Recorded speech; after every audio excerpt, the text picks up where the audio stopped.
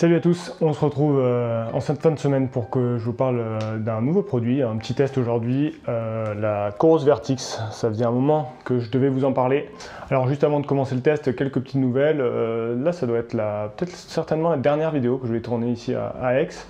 Ensuite, si vous me suivez un peu sur les réseaux, vous savez que je m'envole pour le Beaufortin, enfin je m'envole, c'est pas très loin donc pas besoin de prendre un avion évidemment, mais voilà, je pars dans le Beaufortin m'installer, super expérience qui m'attend, j'ai vraiment hâte. Sinon côté sport, actu, il y a des choses vraiment cool qui arrivent, Ultra PSLA dont je vous parle depuis quelques temps, l'objectif de relier le Pic Saint-Loup à l'Égual. Donc ça c'est le 11 juillet, ça y est c'est acté, samedi 11 juillet, départ 4 h du matin. Évidemment je vous ferai vivre ça de l'intérieur comme la traversée de la Chartreuse. Là ça risque d'être un petit peu plus sportif encore, on va essayer de se mettre un tout petit peu plus dans un mode course. Donc ça arrive le 11 juillet et puis avant ça normalement il y a le GR54 avec Vincent en 4 jours, enfin en 4 étapes plutôt, en plus que 4 jours parce qu'on va s'arrêter à Val-Louis-Entre, mais en 4 étapes, donc là aussi ça va être un gros morceau, donc voilà, pas mal de choses sympas qui arrivent. Alors revenons-en à la Vertix, c'est quand même le sujet principal de la vidéo. En ce moment là je suis sur une série de vidéos, enfin vous allez voir la semaine prochaine il y aura une autre vidéo sur une montre, ça sera cette fois-ci la Polar Grid 6 qui est sortie encore plus récemment que la Vertix qui a quelques mois maintenant, mais voilà, ça sera le test de celle-ci la semaine prochaine. Je suis dans une série montre là, je trouvais ça intéressant. Moi je suis assez fan des montres, hein. C'est vrai que j'ai du mal à imaginer de courir sans montre aujourd'hui. Je trouve que c'était intéressant aussi de vous présenter des montres sur la chaîne. Alors l'objectif de la vidéo, c'est pas de faire une revue de la fiche de spec, hein, de la Coros Vertix, c'est pas vraiment l'idée. Il y a des gens qui font ça très bien, certainement beaucoup mieux que moi, et donc je vous renvoie vers leur travail. Je pense à Jérôme de Monde Cardio GPS, je pense à Nakan, je vous mets des liens dans la description si vraiment vous voulez des tests très détaillés avec vraiment toutes les fonctionnalités. Moi c'est pas vraiment ce que j'ai envie de faire, je préfère vous faire un retour du terrain de voilà, moi plusieurs mois d'utilisation. Donc c'est vrai que Coros, c'est pas la marque la plus connue sur le milieu des montres GPS. Il y avait historiquement deux gros acteurs, Garmin et Suunto, et puis là, depuis quelques temps, il y a de nouveaux acteurs qui entrent et qui amènent un peu de vent frais à tout ça. Je pense à Polar évidemment, et je pense donc à Coros qui est une marque très jeune, hein, qui a 2 ans, un peu plus de 2 ans je dirais. Marque américaine qui a vite eu un gros succès aux États-Unis, soutenu des sportifs, des trailers bien connus. Je pense à Tim Tollefson et Idenhouk. C'est des trailers qui ont été depuis le départ avec la marque et qui ont permis aussi à la marque de bien se développer. Et voilà, maintenant ils arrivent en France, en Europe. Il y a déjà pas mal de trailers élites, hein, qui utilisent la montre. Je pense à Martin qui était avec moi sur la traversée de la Chartreuse. Lui il utilise la Vertix également. Audrey Tanguy, qui est certainement la meilleure ultra-trailleuse française aujourd'hui, Grégoire Krumer, le dernier vainqueur du Grand Raid. C'est une marque qui commence à petit faire son trou même chez nous ici en Europe. Donc je trouve que c'est aussi intéressant de pouvoir vous parler de cette marque. Au départ, ils se sont fait connaître par deux choses. Le rapport qualité-prix juste imbattable sur la Pace, le premier modèle qu'ils ont développé. Et puis également sur l'autonomie qui a tout de suite été très impressionnante pour le prix des modèles qu'ils ont développés. Alors vous verrez avec cette Vertix c'est un peu différent étant donné que l'autonomie reste juste bluffante, hein, donc ça je vais en reparler en détail, mais le rapport qualité-prix pour le coup est un peu, c'est plus vraiment d'actualité parce que la montre est quand même à 600 € ou 599 €. Donc on est sur du haut de gamme, un produit cher, mais vous allez le voir, moi je pense que ça vaut largement le prix.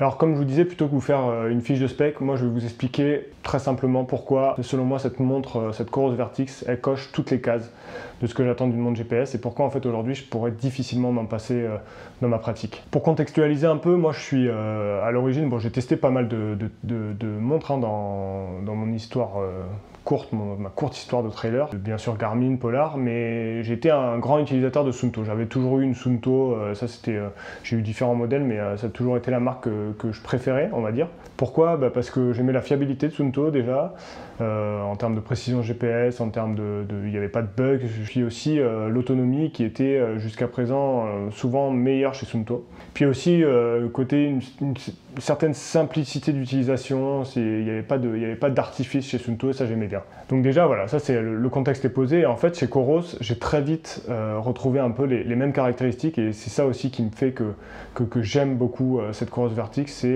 c'est un peu toutes ces caractéristiques-là. Effectivement, si vous aimez avoir des fonctionnalités très développées, un peu complexes, etc., je pense que Garmin fait des choses aujourd'hui bien plus performantes. Hein. Mais voilà, moi c'est pas nécessairement dans mes besoins et donc en fait, c'est pas ce que je recherche nécessairement quand je cherche une montre GPS. Donc le premier point qui m'intéresse particulièrement, moi, quand je regarde une montre, c'est l'autonomie. Et là-dessus, la Coros Vertix, elle a juste pas de rivaux sur le marché aujourd'hui. 60 heures, avec toutes les options activées, la précision maximale, c'est juste impressionnant. Et moi, j'ai pu vraiment m'en rendre compte en fait sur l'X-Trail du Ventoux, où je suis parti avec 97% de batterie. Comme d'habitude, je charge bien la batterie avant de partir. Et en fait, je suis arrivé 9 heures plus tard avec 89%. Donc vous voyez, ça vous donne un peu une idée, c'est juste délirant. J'avais le suivi d'itinéraire activé bien sûr, le capteur de fréquence cardiaque optique activé également. Enfin ouais, donc c'est juste fou en fait. La batterie de cette Coros Vertix, c'est juste impressionnant et ça permet de partir sur n'importe quel ultra tranquillement, sans devoir recharger la batterie, même un grand raid, il me semble la barrière horaire maximale c'est 62 ou 64 heures. En fait voilà, même si vous êtes dans les derniers, ça passe, donc c'est juste impressionnant. Ensuite, deuxième point, moi, c'est vrai que quand on met autant d'argent dans une montre, on s'attend quand même à pouvoir la garder quelques temps, quoi, plusieurs années, et donc là-dessus, la construction, la qualité de fabrication, je trouve que c'est quand même quelque chose d'important. Ce que j'aimais bien aussi chez Suunto et ce que je retrouve là sur cette Coros Vertix, ils annoncent qu'elle marche parfaitement même à des températures extrêmes, parce que c'est vrai qu'elle a été aussi pensée pour la montagne et l'alpinisme. Moi ça j'ai pu m'en rendre compte quand j'étais en Gaspésie cet hiver.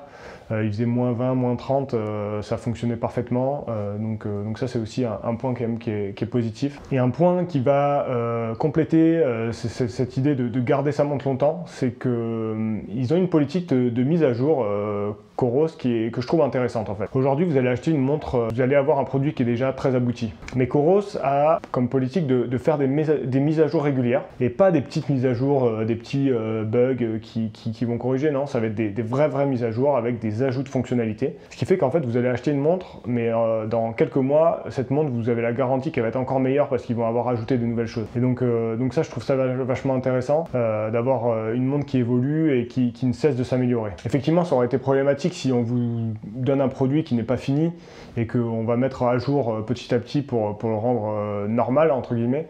Là c'est pas le cas, là vous avez déjà un produit qui est abouti et qui va continuer de progresser avec le temps. Donc ça je trouve ça super intéressant. Moi par exemple depuis que j'ai la montre, il y a des petites choses qui sont ajoutées à droite à gauche que je trouve vraiment intéressantes. Il y a un mode, celui de l'entraînement sur piste. Bon c'est vrai que je fais peu de pistes pour les gens qui me connaissent, vous le savez, mais je trouve que c'est intéressant pour ceux qui font de la piste ou du travail de vitesse sur piste. Il y a voilà, l'alerte nutrition, ce genre de choses. Il y a plein de choses comme ça qui sont ajoutées depuis que je l'ai et je trouve ça vraiment cool. Il y a aussi quelques détails comme ça qui me viennent en tête que j'aime particulièrement. Vous savez, quand vous faites un suivi d'itinéraire, il y a évidemment le suivi de la trace, il y a également le suivi du profil comme on peut trouver chez Suunto ou chez Garmin. Mais là, ce que je trouve intéressant, c'est qu'on peut zoomer aussi dans ce profil, ce qui fait que, par exemple, dans une côte, vous voyez vraiment bien où vous vous situez dans la côte. Par exemple, si vous avez un parcours de 100 km, c'est vrai que des fois, le profil est très petit, donc on ne voit pas vraiment. Là, on peut zoomer dans le profil comme si on zoomait dans l'itinéraire. Ça, je trouve que c'est intéressant. Ça m'a bien aidé au Ventoux dans les dernières côtes pour voir un peu où j'en étais. Je trouve également que l'application est vraiment bien faite. Ça c'est un point que j'aime bien, l'application est simple d'utilisation, on peut vraiment rapidement ajouter des itinéraires sur sa montre, on peut facilement changer les modes de chaque sport, le mode trail, etc. Ça me fait penser que j'aime aussi beaucoup l'écran, c'est vrai que Jérôme de Montre Cardio GPS le trouve un peu sombre, moi j'ai pas vraiment ce problème, en plus je trouve qu'on peut mettre pas mal d'informations, on peut mettre jusqu'à 6 informations différentes, donc ça donne accès à beaucoup d'informations en même temps, et c'est c'est assez lisible, je trouve. Enfin, un petit détail, mais que je trouve intéressant, c'est que la montre reconnaît d'autres ceintures cardio. C'est vrai que ça c'est un petit défaut, mais qu'il y a sur toutes les montres, je trouve, hein, c'est que la précision du cardio optique au poignet, bah, c'est pas ça, hein, c'est pas une technologie qui est encore vraiment au point. Quelles que soient les marques, je trouve que c'est pas encore assez précis pour être vraiment utilisé dans un entraînement très rigoureux. Par contre, cette Coros Vertix, elle reconnaît d'autres marques, d'autres ceintures d'autres marques. J'ai notamment, moi j'ai une Suunto parce que j'avais des Suunto avant, et elle est utilisable avec cette Coros, donc ça c'est quand même plutôt cool. Après voilà, pour finir, il y a quand même quelques petits défauts, hein. C'est pas juste un plébiscite sur tous les points, mais je pense à la molette qui est très pratique pour naviguer dans les menus, etc., mais qui est assez sensible et qui peut avoir tendance à se mettre sur pause, mettre sur pause l'activité quand on est dans une activité, par exemple quand on utilise un peu ses mains, qu'on fait des gestes un peu brusques avec ses mains, parfois ça la met en pause.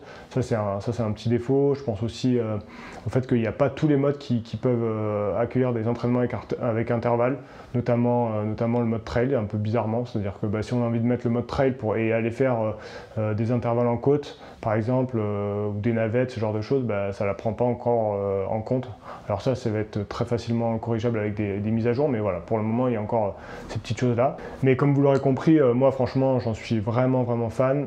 C'est une montre qui a un vrai prix. 600 €, là, on commence à être dans le haut du panier.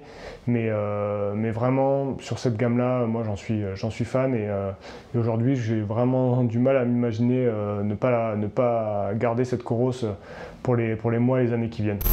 Voilà, c'est comme ça que se termine cette petite vidéo. On se retrouve la semaine prochaine pour parler d'une autre montre, moins chère là pour le coup, la Polar Gritix. Donc voilà, je vais vous donner un petit peu mon avis. Et puis sinon, d'ici là, courez bien et j'espère qu'il fait pas trop mauvais chez vous. Ici, c'est pas terrible.